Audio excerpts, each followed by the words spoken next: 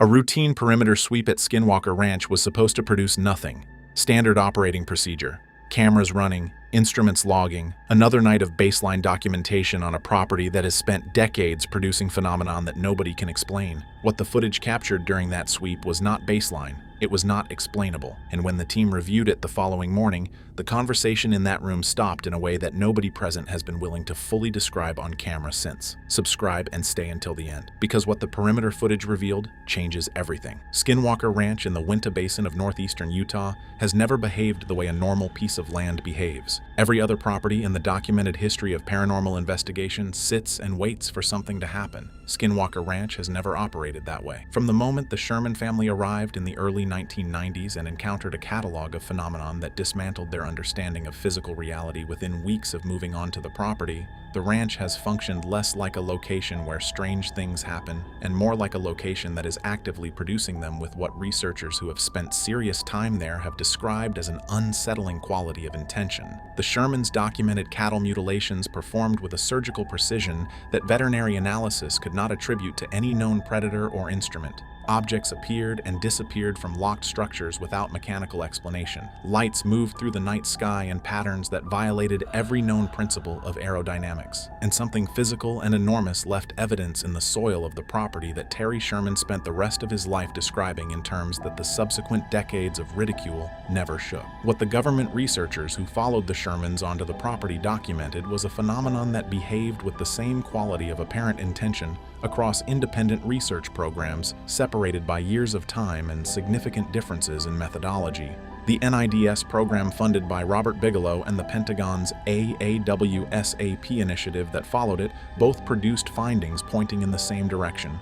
A phenomenon that responded to observation, that appeared to track the capability level of whoever was investigating it, and that calibrated its activity in direct correspondence with the sophistication of the instruments being deployed. Brandon Fugel bought the property in 2016 with the resources to close the gap between what the phenomenon was producing and what the instrumentation could capture. 5 seasons of documented investigation have narrowed that gap significantly. The perimeter sweep program, the network of cameras and sensors running continuously around the ranch's boundary, was designed to catch what the targeted investigation sessions inside the property's active zones were missing. The assumption behind the program was that whatever was producing the phenomenon at the ranch's interior was generating it from within the property boundary. The perimeter footage reviewed following the sweep in question challenged that assumption in a way that nobody on the investigation team was prepared for, because what the cameras caught was not coming from inside the ranch. It was approaching from outside it, and the implications of that distinction are what make the footage the most significant thing the perimeter program has ever produced. The decision to establish a continuous perimeter monitoring program around Skinwalker Ranch was not made in a production meeting.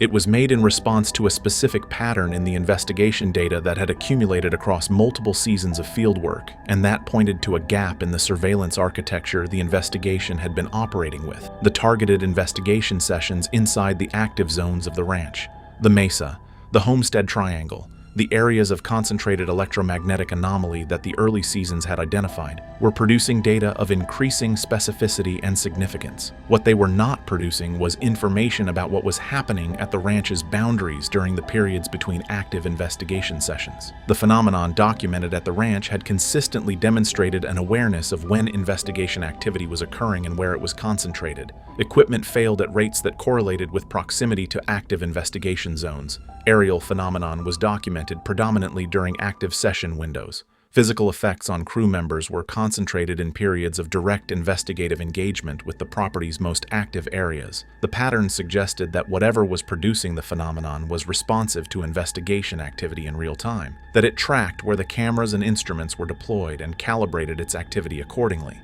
The perimeter program was designed to address this by establishing a surveillance presence that the phenomenon could not avoid by simply staying clear of wherever the active investigation was focused. Cameras and sensors running continuously around the full boundary of the property would document whatever was occurring at the ranch's edges, regardless of where the active investigation team was positioned inside it. The technical infrastructure deployed for the perimeter program represented the most sophisticated continuous surveillance architecture the investigation had yet committed to a single monitoring function.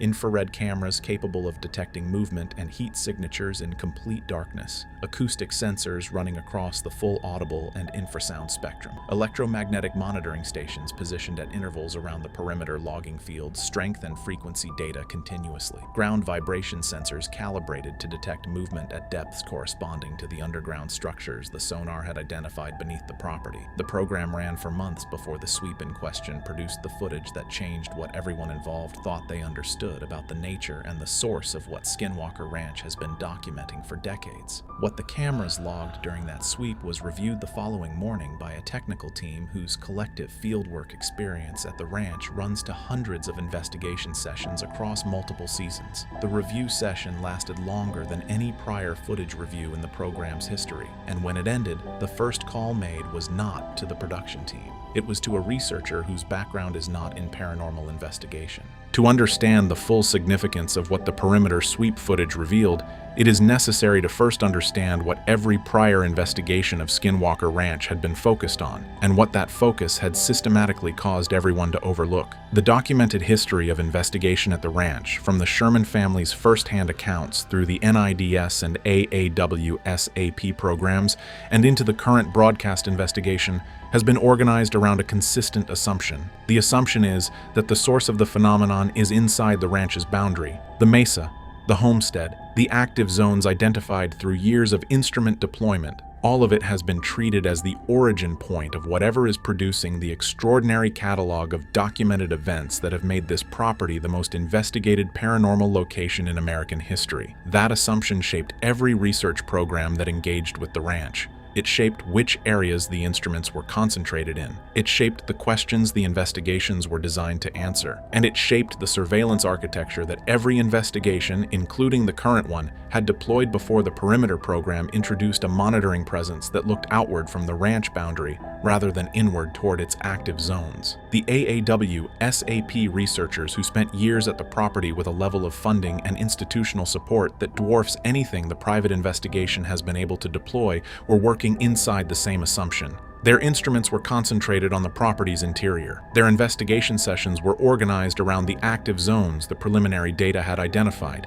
Their findings, the portions that have entered the public record through Freedom of Information disclosures, are all oriented inward, toward what is happening inside the ranch boundary rather than toward what might be approaching it from outside. Bruce Leland, a researcher with extensive fieldwork in the region, noted in a published assessment of the cumulative Skinwalker Ranch investigation record that the entire body of documented research shared a single methodological blind spot. Every program had been designed to study the phenomenon from within the territory it was already known to occupy. None of them had deployed systematic monitoring of the approach vectors, the directions and pathways through which whatever was producing the phenomenon arrived at the property before the investigation cameras ever had a chance to document it. The perimeter sweep program was the first systematic attempt to close that blind spot. What it documented when it finally caught something in the sweep in question was evidence that the blind spot had been hiding the most significant element of what Skinwalker Ranch represents. Not what happens inside the boundary, but what the boundary itself is an interface for. The footage from that sweep did not show the phenomenon operating inside the ranch. It showed the phenomenon arriving,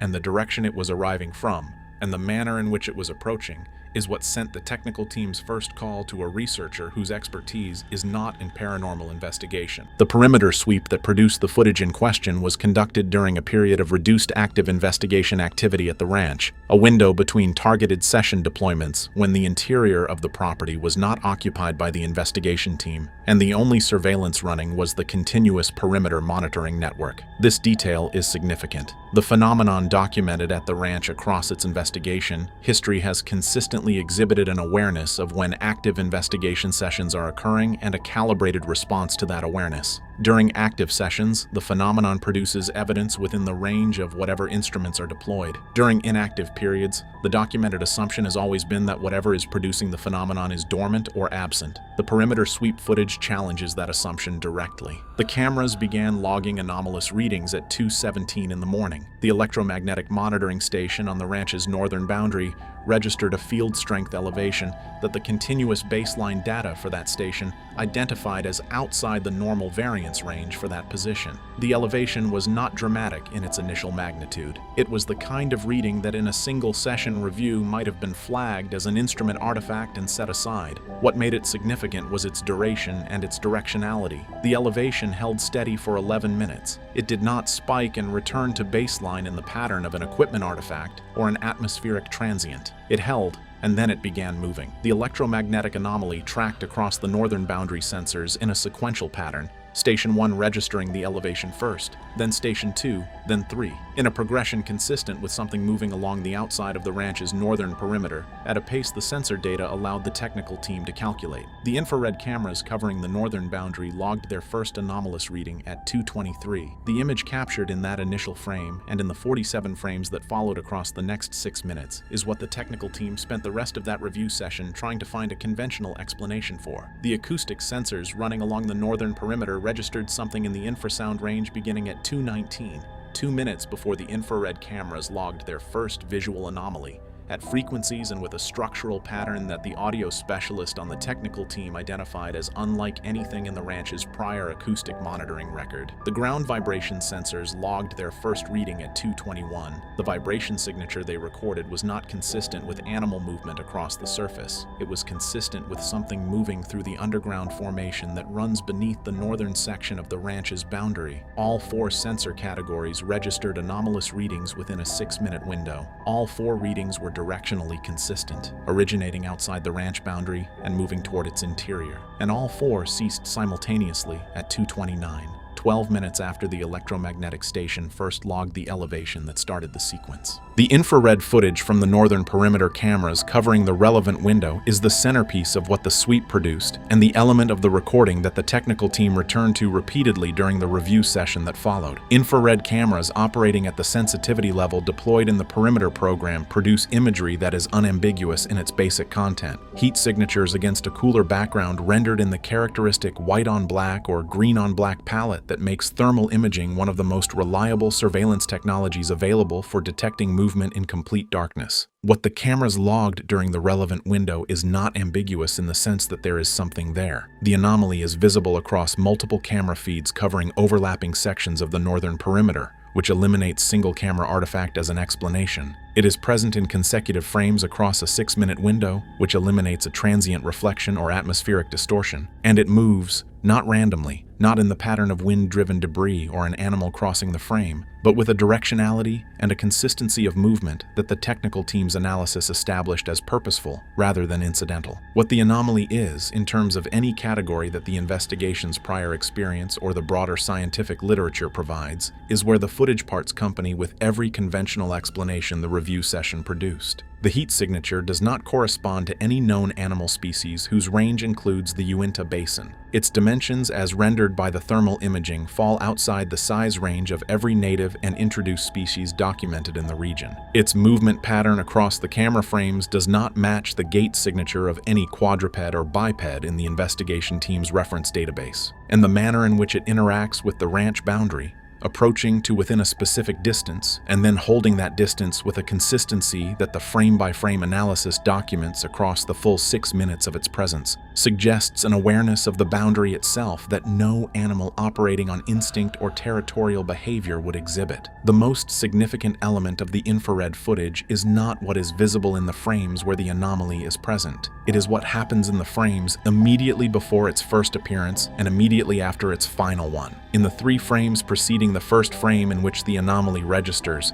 the background thermal environment of the northern perimeter changes in a manner that the camera's baseline data identifies as outside normal variance. The ambient temperature reading across the frame drops by a margin that the technical team's analysis flagged as requiring explanation before the anomaly itself had even been identified as the focus of the review. And in the frames following the anomaly's disappearance, the background thermal environment returns to baseline, not gradually, as it would following a natural temperature event, but instantaneously, between one frame and the next, with no transitional period. That instantaneous return to baseline is the detail that sent the technical team's first call to a researcher outside the investigation's normal chain of consultation. It is not how temperature works. It is not how anything that operates within the known physical parameters of the natural world works. And it is not the first time something documented at Skinwalker Ranch has behaved as though the known physical parameters of the natural world do not apply to it. It is the first time that behavior has been documented at the ranch's perimeter, rather than its interior. The infrared footage is the most immediately striking element of the sweep, but it is not the most analytically significant. That distinction belongs to the instrument data running concurrently, 4 independent data streams that cannot be explained away by any argument about camera artifacts or thermal imaging anomalies. The electromagnetic data from the northern boundary stations tells a story that begins before the cameras logged their first visual anomaly. The field's strength elevation was concentrated and localized, highest at the stations closest to where the infrared cameras placed the anomaly, decreasing in precise inverse proportion to distance. That spatial distribution allows triangulation. When that triangulation is mapped against the infrared footage frame by frame, the electromagnetic source position and the thermal anomaly position correspond with a precision the technical team characterized as beyond the margin of coincidence. The acoustic infrasound data adds a third independent stream. The readings logged 2 minutes before the cameras first captured the thermal anomaly are structured, cycling through a repeating sequence with the internal organization of a signal rather than background noise. The ground vibration data is the fourth stream and the most consequential. Its signature indicates a source at depth, a depth corresponding precisely to the upper boundary of the underground void network the sonar has mapped beneath the northern perimeter. Something was moving through the underground formation at the same time. Something was approaching from above. 4 independent streams, 1 6-minute window, 1 location. The perimeter sweep data forces a reconsideration of the entire body of Skinwalker Ranch investigation that preceded it.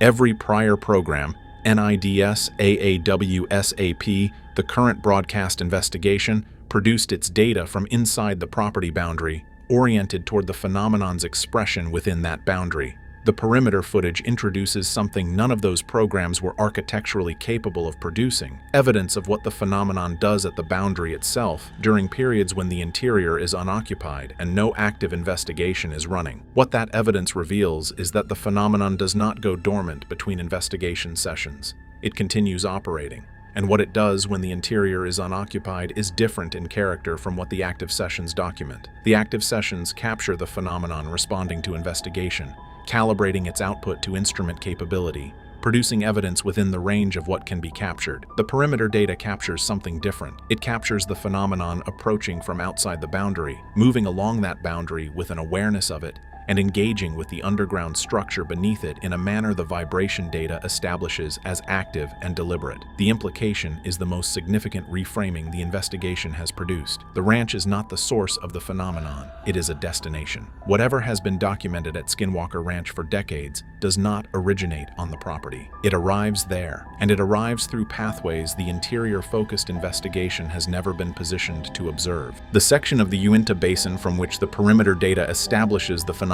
was approaching is not a section that prior investigation programs overlooked out of oversight. It was overlooked out of policy. The AAWSAP documents that have partially entered the public record through Freedom of Information disclosures include a geographic mapping assessment of the broader basin. The area corresponding to the approach vector, the perimeter sweep established, is referenced in those documents, in a section whose surrounding context is heavily redacted in a targeted rather than blanket manner. The only unredacted text in the relevant passage does not describe the area in geological or atmospheric terms. It describes it in the language of access restriction. Someone within the AAWSAP structure investigated that section of the basin, documented what they found, and those findings were restricted to a subset of program personnel whose identity the release documents do not disclose. The current investigation has never deployed instruments there. The broadcast episodes have never addressed it. The perimeter sweep footage is the first evidence produced outside the classified research framework that connects it directly to what is operating at the ranch. The government knew where the phenomenon was coming from. They investigated the source, restricted their findings, and said nothing to any research program that came after them. The perimeter footage just pointed the current investigation directly at what they were protecting. Skinwalker Ranch has been documented, investigated, and studied for decades by programs ranging from lone researchers to Pentagon-funded initiatives with classified budgets. Every one of them pointed their instruments inward, at the mesa, at the homestead, at the active zones inside the boundary. Every one of them was looking in the right place for the wrong reason. The ranch is not where the phenomenon originates. It is where the phenomenon arrives. The perimeter sweep footage is the first evidence produced outside the classified research framework that establishes where it arrives from. And the approach vector it establishes points directly at a section of the Uinta Basin that the government investigated, restricted, and declined to share with anyone who came after them. That section of the basin has never been systematically monitored by any public investigation program. It has never been addressed in any broadcast episode. It has never appeared in any Freedom of Information disclosure in a form that reveals what the AAWS-AP team found there. The perimeter footage just changed that. The investigation now has a direction that decades of interior-focused research could never have produced. What is waiting at the end of that approach vector has been waiting for a long time, and whatever it is, the government has known about it since before the current investigation began.